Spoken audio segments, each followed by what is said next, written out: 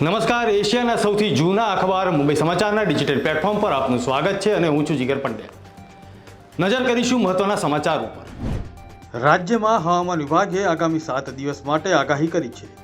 આગામી 2 અને 3 ફેબ્રુઆરીએ રાજ્યના સૌરાષ્ટ્ર, દક્ષિણ ગુજરાત અને ઉત્તર ગુજરાતના 7 જિલ્લાના છૂટાછવાયા સ્થળોએ કમોસમી વરસાદની આગાહી કરવામાં આવી છે। રાજ્યમાં ફરી માવઠાની આગાહી લઈને ખેડૂતોમાં ચિંતા જોવા મળી રહી છે।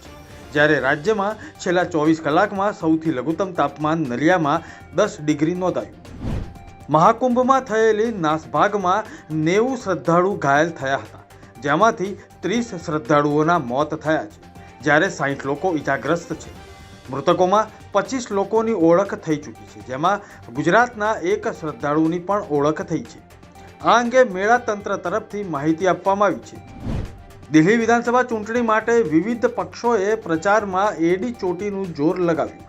ભાજપના વરિષ્ઠ નેતા અને પ્રધાનમંત્રી નરેન્દ્ર મોદીએ દિલ્હી ખાતે કરતારનગરમાં એક જનસભાને સંબોધી।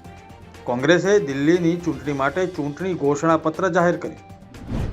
ગાંધીનગરમાં આજથી 2 દિવસ ભાજપની પાર્લામેન્ટરી બોર્ડની બેઠક।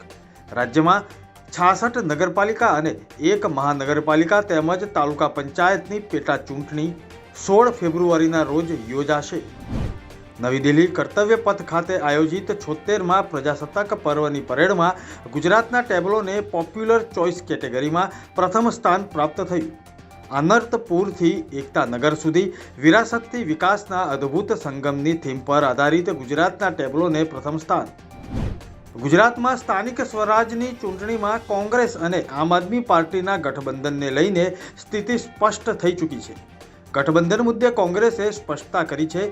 સ્થાનિક સ્વરાજની ચૂંટણીમાં કોંગ્રેસ આમ આદમી પાર્ટી સાથે ગઠબંધન નહીં કરે। રખડતા ઢોર ગેરકાયદે પાર્કિંગ અને દબાણ મુદ્દે ગુજરાત હાઈકોર્ટ રાજ્ય સરકાર પર લાલઘૂમ થઈ છે। ખાણીપીણીની લારીઓએ કરેલા દબાણ મુદ્દે પણ હાઈકોર્ટ નારાજ છે। ગુજરાત હાઈકોર્ટે કહ્યું કે કોર્ટના 62 આદેશ બાદ પણ સ્થિતિ એવી ને એવી જ છે। ગુજરાત સરકાર ટેકાના ભાવે તુવેરની ખરીદી કરશે।